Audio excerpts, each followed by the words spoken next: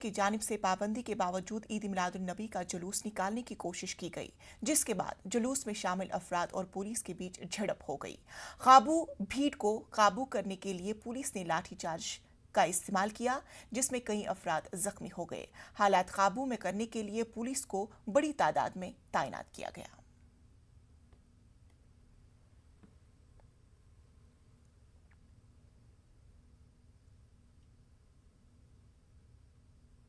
उत्तराखंड में मुसलसल बारिश की वजह से 23 अफराद हलाक हुए हैं। रियासत का कमाऊ इलाका सबसे ज्यादा मुतासर हुआ है। दरियासना फौज ने